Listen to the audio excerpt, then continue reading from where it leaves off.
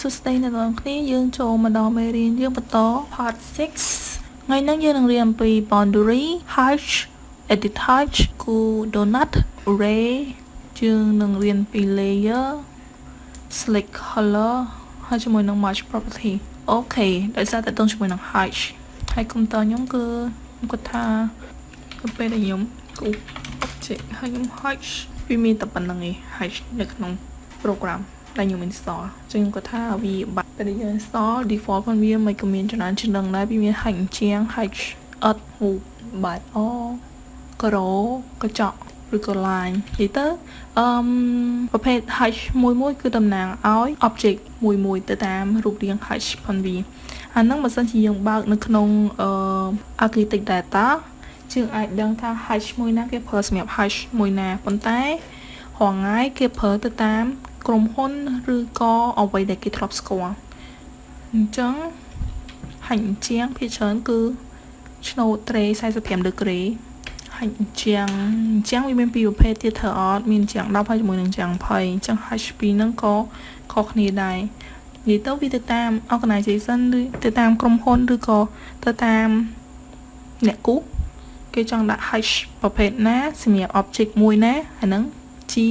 សិតផនគីយើងអាចយក hash កញ្ចក់ដាក់អញ្ចឹងក៏បាន hash អញ្ចឹងដាក់ជាដីក៏បាន hash ដីដាក់ទៅជាទឹកក៏បានសិតតែយើងឯងសិតតែយើងអ្នកកំណត់ទេប៉ុន្តែយើងត្រូវដាក់ legend មួយនៅក្នុង page ផងយើងថាអាហ្នឹងគឺជាស្អីគេអញ្ចឹងគេអាចអានប្លង់ដែលយើងគូហ្នឹងហើយគេដឹងថាវាជាស្អីដោយសារតែក្នុងកម្មវិធីផងខ្ញុំ hash ដែលមានហ្នឹងគឺតិចតួចពេកអញ្ចឹងខ្ញុំត្រូវបន្ថែមso try see user no app data បើសិនជាអត់មានយើងអាច modify ក្នុង view នេះឬក៏ក្នុង option នេះ view នេះដល់ hide នេះយក zone hide and file នឹង apply ដោយសារខ្ញុំមានស្រាប់ជាយើងអាចមើលដឹងថានេះដោយសារ folder នេះវា select ជាងគេមានន័យថាជាធម្មតាផាដោយសារតែខ្ញុំដាក់ option មិននឹងមិនវាមើលឃើញវិញអញ្ចឹងនៅក្នុង app data ramming តមកទៀត autodesk and then AutoCAD ផងយើងនឹងស្អីគេ click មក ENU support ហើយផាសវានៅទីហ្នឹង and then close and let's see again is that all right oh la la AutoCAD come on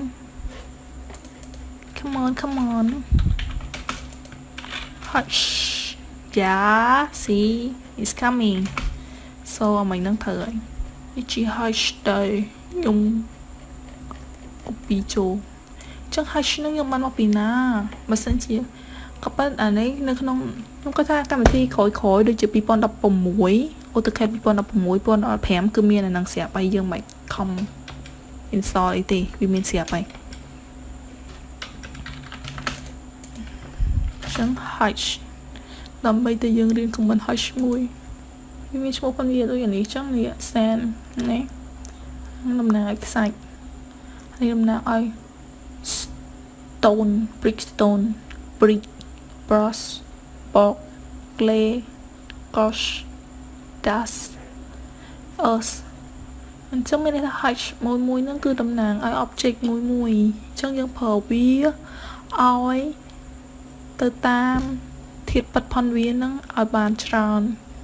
បន្តិចទៅកុំដាក់វាខុសគ្នាពេកយកដីធ្វើខ្សាច់យកខ្សាច់ធ្វើដីនឹងជាអីដែលខ្ញុំចង់ប្រាប់អូខេជាធម្មតា hash យើងតែងបង្កើត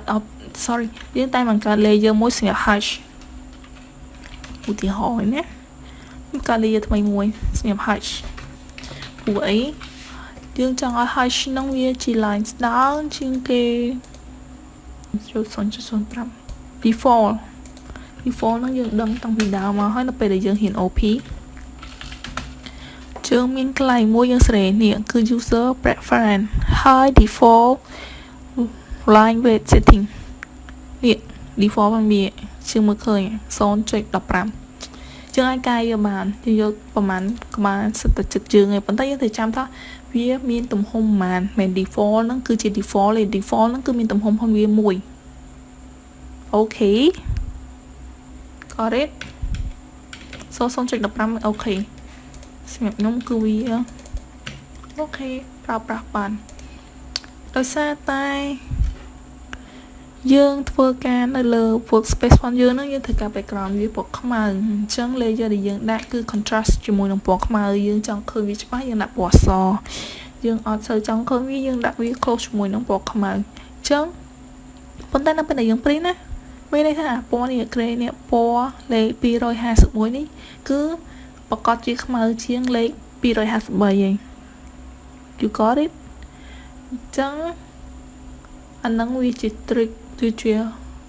ខ្ញុំមិនដឹងដែរយើងត្រូវចាំខ្លួនឯងកម្រាស់វាកម្រាស់ layer ជាមួយនឹងពណ៌ផង layer អាហ្នឹងអូយវិញឆ្ងាយទៀតហើយហ្នឹងតើតោះជាមួយនឹង plot style ទៀតហើយតែយើងដឹងតែប៉ុណ្្នឹងសិនណាអូខេខ្ញុំយក251សម្រាប់ layer height របស់ខ្ញុំចុះខ្ញុំ select height ហ្នឹងខ្ញុំដូរដាក់ layer where are you layer height see វា change ទៅជា color បែបហ្នឹងវិញប៉ុន្តែធៀបពិតយើងអាច select height ទាំងអស់ទៅជាបែបហ្នឹងជុំ he select and then here height edit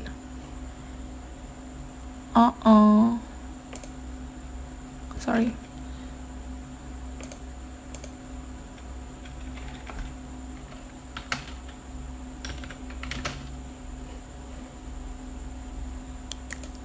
Merge property no property use current layer ឡើយនេះយើង select យក hash ទៅចឹងនៅពេលដែលយើងយើងចាក់ hash ទៅលើ object ផ្សេងទៀតវាចូលទៅក្នុង layer hash ហ្នឹងតែម្ដង see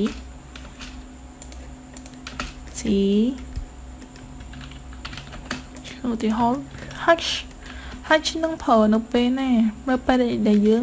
គូ detail section គឺយើងត្រូវការប្រើហ្នឹងហើយយើងចង់ដឹងថា layer ហ្នឹងគឺជា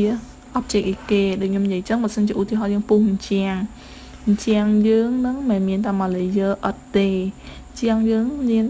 អត់ប្រមាណអត់10ហើយបន្ទាប់មកមិនបៀកកបោហ្នឹងប្រមាណស៊ីម៉ងហ្នឹងប្រមាណ2ហ៊ុនទៀតហើយយើងត្រូវបៀកថ្នាំទៀតត្រូវអត់ថ្នាំយើងមានមួយជាន់មានថ្នាំការពារមួយជាន់ថ្នាំពណ៌មួយជាន់ទៀតត្រូវអត់ហើយវាសមានកម្រាស់ផងវាចឹងហើយបើគេប្រើ hash នឹងភាគច្រើនគឺនៅក្នុង detail សូម្បីតែក្នុង floor plan យើងក៏យើងមានដែរយើងមានកម្រាស់ជាងប៉ុន្តែជាធម្មតាបើសិនជាប្លង់យើងអត់ detail យើងគ្រាន់តែគូសតែមួយជាន់នេះអញ្ចឹងហ្នឹងឃើញតែពីរ line ទេអញ្ចឹងយើងគ្រាន់តែចាក់ hash ឆ្នោតតែប៉ុណ្្នឹងឯងមែនទេ so continue boundary ប្រើសម្រាប់អី boundary គឺប្រើសម្រាប់កំណត់ព្រំដែនឧទាហរណ៍ទៀតដែរកាលណាខ្ញុំជុំនិយាយឧទាហរណ៍ទៅនោះជើងមាន object អីមួយដែលពិបាក search ខ្មែរណាមែន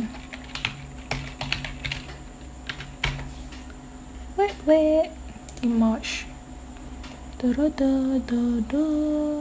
let me see which one is okay this one save first oh my god desktop save and then so ខ្ញុំទីរូបនឹងមកខ្ញុំចង់កោរូបនឹងពីលើ whatever set enter zoom ឧទាហរណ៍ណាត្រមមើលសិនលោវាយូរពេកខ្ញុំឆ្លាញ់ polyline មែនតើគឺ polyline គឺស្រួលកោបំផុតលើលោកហើយពុំខ្ញុំសូមថាមិនក៏កោលឿនហើយស្អាតដោយសារតែ polyline I love you so much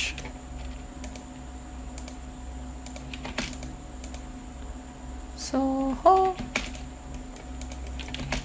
ខ្ញុំគូសតែមកតង់ហ្នឹងទេអូគ្មានពេលតែគេប៉ាត់ speed យើងលឿនដែរនោះ white line 8 very close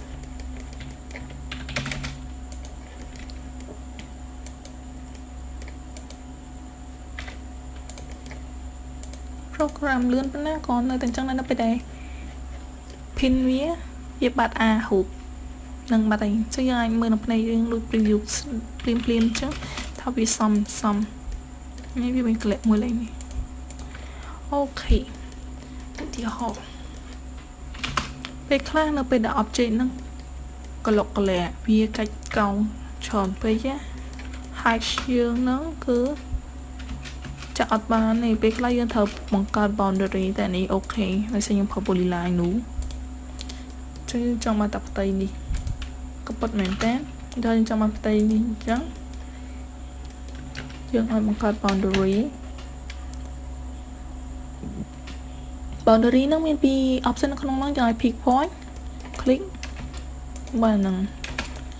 ឬក៏បង្កើតថ្មីbio enter ហើយ new យើង select object ដើម្បីឲ្យវាបានផ្ទៃមួយបិទចិត្តអញ្ចឹងវាផ្ទៃដែលបិទចិត្តមានពីរទៅអត់មានខាងនេះមួយហើយជាមួយនឹងខាងដែលមាន hash នេះមួយតមកទៀតបញ្យើង enter ហើយ pick point pick object នេះឥឡូវខ្ញុំ pick ខាងនេះវិញនេះជួយបង្កើតបាន boundary មួយទៀតអាហ្នឹងគឺជាលក្ខណៈងាយboundary ហ្នឹងបង្កើតនៅពេលណានៅពេលដែលយើងត្រូវការផ្ទៃបិទចិត្តឧទាហរណ៍ថាយើងត្រូវការ extrude អាហ្នឹងទៅទងជាមួយនឹង 3D ខាងក្រោយខាងមុខទៀតអញ្ចឹងដើម្បី extrude បានតោះតែយើងមានផ្ទៃបិទចិត្ត extrude នឹងឯគេ 3D that is 3D អូខេ extrude គ្រាន់តែឲ្យយើងមើលសិនទេមិនទាន់ចេះទេ enter វាផ្ទៃបិទចិត្តរបស់យើងបើសិនជាវានេះអត់បិទចិត្តទេទៅអត់យើងឲ្យស៊ូមកអានេះគ្រាន់តែជា profile ទេគ្រាន់តែជា line មានកម្ពស់ប៉ុន្តែអត់មានសាច់ទេអូខេខ្ញុំ come on conceptual see that is the difference អញ្ចឹងហើយបើយើងពេលខ្លះយើងគូ object យើងត្រូវប្រកាសថាឲ្យវាបិទចិត្តអញ្ចឹងដើម្បីឲ្យវាបិទចិត្តយើងប្រើ boundary that is why ខ្ញុំមកយល់ថាខ្ញុំហេតុអីក៏ត្រូវ explain មួយប្រាប់យើងធ្វើអីនោះគាត់ទៅប្រាប់ថា boundary បង្កើត profile តែបិទចិត្ត that is that okay next point donut ក៏ប៉ុន្តែនេះដូចមិនដែលប្រើហង donut ហ្នឹង donut ហ្នឹងគឺគូ donut យេ do donut ចឹងយើងដឹងហើយ donut ដូច donut យើងញ៉ាំអញ្ចឹងវាមានរង្វង់ពីរខាងក្រៅហើយនិងខាងក្នុងអញ្ចឹងនៅពេលដែលមានរង្វង់ពីរវាក៏មានកម្មពីរដែរគឺខុសគ្នាអញ្ចឹងវាឲ្យយើង specify inside diameter of donut คลิกចំណុច1คลิกចំណុចទី2ចំណុចទី2មានន័យថាក៏ប៉ុន្តែមានន័យថាប្រវាយនេះយើងឲ្យវាយតួលេខក៏បានចេះคลิกក៏បានខ្ញុំคลิกតមកទៀត outside យេ donut ហ្នឹងឃើញឲ្យវាបង្កើត hash ឲ្យយើងស្រាប់ហ្មងរង្វង់ទី1រង្វង់ទី2ហើយមាន hash yeah that is donut I don't know ថាយើងប្រើវានៅពេលណាខ្ញុំគ្រាន់តែឃើញខ្ញុំមិនដឹងដែរខ្ញុំមិនដឹងថាវាប្រើនៅពេលណាអូខេចេះទុកទៅណា ray នេះវាស្តៀងជាមួយនឹង XL ដែរ XL យើងគូ that is XL អូខេខ្ញុំដូរ layer ហើយខ្ញុំដាក់វាជាម៉េចខ្ញុំដូរទៅពណ៌បានទេខ្ញុំប្រើ command ray RAY enter view see ឃើញអីដែលខុសគ្នាអត់ XL វាមានពីអៈទៅអត់អានេះគឺចេញចំណុច point មក ray នេះគឺ XL ចំណុច point center វានៅនេះ តែ ray វាតាមមួយចំហៀងឯងអាហ្នឹងគឺជាចំណុចដ៏ខុសគ្នារវាង ray ហើយជាមួយនឹង x តែប៉ុណ្្នឹងឯង layer នៅក្នុង layer មានការកំណត់អីគេខ្លះហើយយើងប្រើ layer ហ្នឹងដោយសារអីខ្ញុំនិយាយច្រើនដងហើយតើតោះជាមួយនឹង layer ហ្នឹងវាតើតោះជាមួយនឹងការគ្រប់គ្រង object អូខេឥឡូវយើងមាន2 layer ខ្ញុំបង្កើត layer មួយទៀតថា furniture ហើយខ្ញុំដូរពណ៌វាដោយសារបើសិនជាយើងប្រើពណ៌សដូចគ្នាយើងអត់ដឹងថាមួយណាជាស្អីមួយណាជាស្អីទេត្រូវអត់ចឹងយើងត្រូវបង្កើតពណ៌វាខុសគ្នាដើម្បីយើងស្រួលខ្លួនឯងថាយើងមើលទៅវាខុសគ្នាមែន so this one layer លេខ0ខ្ញុំដាក់ layer លេខ furniture ហើយខ្ញុំដាក់ layer hatch ចឹង object ហ្នឹងខុសគ្នាត្រូវអត់ layer ខុសគ្នាចឹងនៅពេលដែលយើងហើយញ៉េបិទ layer furniture ហ្នឹងហើយចឹងឧទាហរណ៍ថាយើងកំពុងតែធ្វើការនៅលើ ground floor plan ចឹងទៅយើងចង់កែទីតាំងជាងឬក៏អីចឹងហើយយើងបានចាប់ symbol furniture នៅក្នុងនឹងច្រើនហើយអញ្ចឹងទៅវាពិបាកឲ្យយើងនឹងលុបជាអាចគ្រាន់ហើយវាមិនដោះអសនសិននៅពេលដែលយើងស្រេដែលយើងជាងដែលយើងចង់កែនឹងហើយយើងអាចអានហើយវាវិញគ្រាន់តែជាឧទាហរណ៍ណាអញ្ចឹងវាស្រួលសម្រាប់យើងគ្រប់គ្រង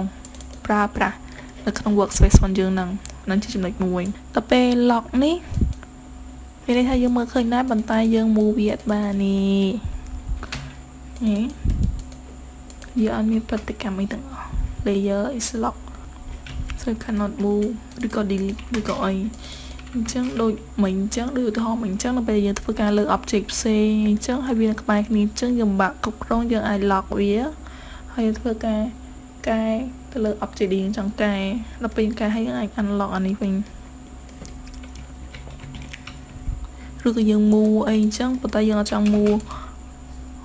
object នឹងឧទាហរណ៍អាគារអញ្ចឹងនៅពេលដែលយើងកំណត់ទីតាំងទៅសហើយយើងអត់ចង់ move ទៅសយើងអាចកែផ្សេង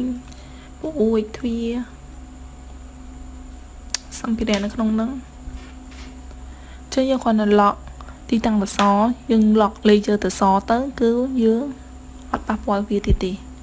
នឹងគឺជាចំណុចសំខាន់នៃការប្រើ layer មួយទៀតតើតោះជាមួយនឹងការ print plot នេះនៅពេលដែលយើងឃើញរូបរាងបែបនេះមានន័យថានៅពេលដែលយើង print មិនថាយើង print ទៅលើ machine print ហ្មងឬក៏យើង print គ្រាន់តែ save វាជា PDF គឺវាធ្វើការដូចគ្នាអញ្ចឹងនៅពេលដែលយើង click ទៅវាមានរូបបែបនេះមានន័យថា layer ហ្នឹងអត់ print ទេមានន័យថា layer ហ្នឹងគឺមិនបានបង្ហាញខ្លួននៅពេលដែលយើង print ហ្នឹងទេអាហ្នឹងតកតងជាមួយនឹងការ print ចាំខ្ញុំបញ្យល់បន្ថែមនៅពេលដល់នឹងគ្រាន់តែចាំ true សិនទៅអូខេចូលដល់ចំណុចបន្ទាប់ DD color នេះគឺដូចខ្ញុំសូមអញ្ចឹងយើងអាច object មួយយើងកំណត់ layer ផងវាអញ្ចឹងពណ៌វាអាស្រ័យទៅលើ layer ហ្នឹងឬក៏អាស្រ័យទៅតាម block ឬក៏យើងអាចកែពណ៌វាទៅតាមពណ៌ដែលយើងចង់បានតែវានៅក្រោម layer hatch ទៅដែរទេអូខេខ្ញុំគូស object មួយទៀតខ្ញុំដាក់ layer hatch ទៅដែរពីរហ្នឹងគឺ layer ដូចគ្នាយើងមើលឈ្មោះ layer វាបានប្រែប្រួលនេះក៏ layer hatch អានេះក៏ layer hatch ប៉ុន្តែអីប្រែប្រួលគឺ property ឡើងពណ៌នេះគឺខុសគ្នាអញ្ចឹងឧទាហរណ៍ថាខ្ញុំ lock hatch ហ្នឹងlock ទាំងពីរ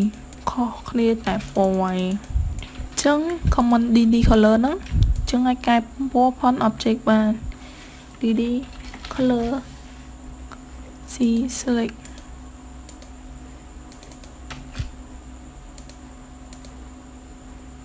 ចឹងនៅពេលដែលយើង select ពណ៌ទៅវាចូលវា load បង្ហាញខ្លួននៅលើ line នេះជា history ដូចជាអត់ធ្វើការប្រើអីហងហ្នឹងអូខេ MA merge property នេះគឺសម្រាប់យើង copy layer ហើយនឹងអីមិញហ្នឹងឧទាហរណ៍ខ្ញុំដាក់ hash ក្នុងនេះខ្ញុំប្រើ hash មួយនេះ scale វា50 okay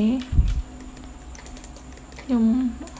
ក៏ប៉ិតទោះជាយើង lock ក៏យើង hash បានវាអត់តាក់ទងគ្នាមួយ lock object នឹងហង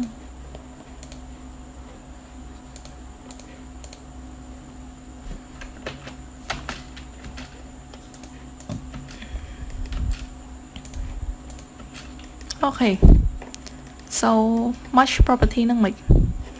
ឈប់ខ្ញុំដូរ viewport ខ្ញុំទៅជា single ឧទាហរណ៍ទៀតណាហើយយើងមាន object មួយទៀតប៉ុន្តែយើងខ្ជិលចុច hash y okay ជំនឿ hash ចេះប៉ុន្តែយើងគ្រាន់តែ hash មកអាមួយណានៅចុងក្រោយគេគឺវាជាប់ save នៅក្នុងហ្នឹងហើយអញ្ចឹងទៅពេលដែលយើង hash click មកឃើញទេអាហ្នឹងគឺជា hash property ចុងក្រោយគេដែលយើងបានជ្រើសរើសយើងខ្ជិលស្រេដើម្បីយើងខ្ជិលទៅហៅអាមួយណាដែលដូចគ្នាឧទាហរណ៍វិញគូ object ជាងដូចគ្នាអញ្ចឹងទៅយើងធ្វើ hash តែមួយហើយអញ្ចឹងដូចគ្នាអញ្ចឹងវិធីមួយទៀតគឺ match property enter ទៅហៅថានេះជាងអញ្ចឹងខ្ញុំចង់កែវា why is that lock yeah hash is lock so unlock vision ដោយសារតែយើងដូរពណ៌ឡើងនេះមិញទៅជាពណ៌កបោហ្នឹងវាជាប់នៅនឹងរហូតនៅពេលដែលយើងគូស layer អត់ខ្វះយើងគូស layer អីក៏ដោយ layer លេខ0ក៏ដោយ layer អីក៏ដោយពណ៌ហ្នឹងគឺនៅនឹងដែរឃើញទេអញ្ចឹងខ្ញុំដូរវាទៅជា layer វិញអញ្ចឹងឲ្យវាពណ៌វាហ្នឹងគឺត្រូវតែ follow តាម layer វិញទុំទៅពីទៅពេះពេកអញ្ចឹង layer លេខ0ពណ៌ហ្នឹង layer hash ពណ៌នេះ layer furniture ពណ៌នេះអូខេឥឡូវខ្ញុំ match property វិញ enter ខ្ញុំ match នេះឲ្យទៅជាអាមួយនេះទៅជាដូចនេះអញ្ចឹងenter select source តមក select អាណាដែលយើងចង់ឲ្យទៅទទួលគេហ្នឹងអូខេអាហ្នឹងគឺ hash វាមិនត្រឹមតែ pattern ហ្នឹងដូចគ្នាទេសូម្បីតែ layer ហ្នឹងក៏ដូចគ្នាដែរ layer ឥឡូវខ្ញុំឧទាហរណ៍ខ្ញុំដូរអានេះទៅជាពណ៌ hash វិញ by layer ខ្ញុំ match property ដែរនេះ pattern ហ្នឹងវាទៅជាដូចគ្នាហើយ layer ពណ៌ layer ក៏ទៅជាដូចគ្នាដែរ copy layer copy line copy object line property object line វាមានតែពណ៌ហ្នឹងឯងអញ្ចឹងនៅពេលដែលយើង select ទៅវាកែតែពណ៌ឯងវាអត់មានអីប៉ុន្តែបើសិនជាអានេះ topics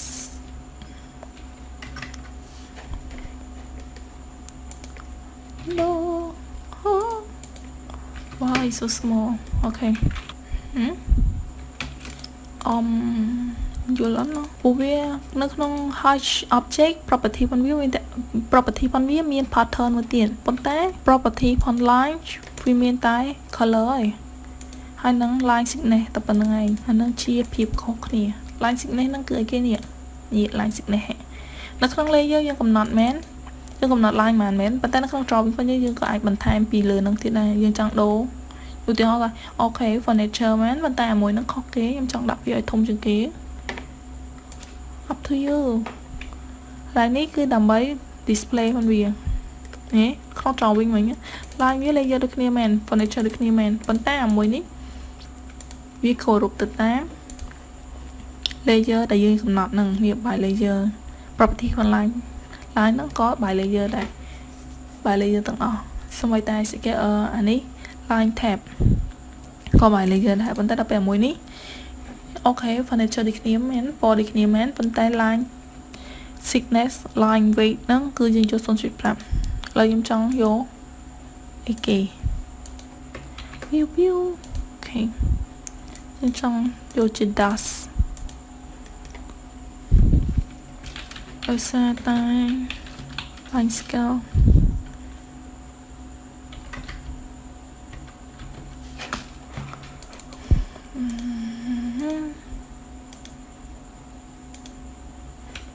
នេះ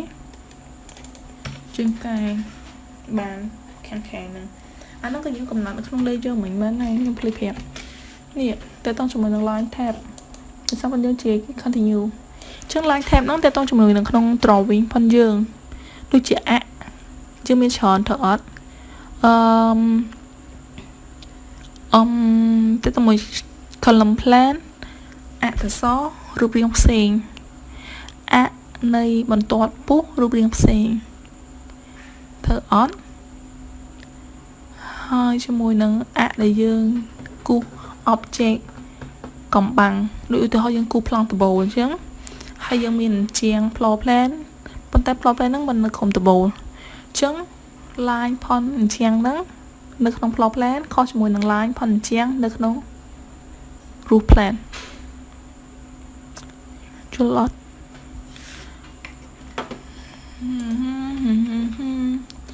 I think I need to go back to my drawing show you what is that hope you understand that so នឹងជាប្រភេទ line នៅក្នុង layer មិញនោះយើងអាចកំណត់ប្រភេទ line ជា continue នឹង solid line បន្ទាត់ជាប់វាមាន dot នេះអានេះគឺ line អក្សរ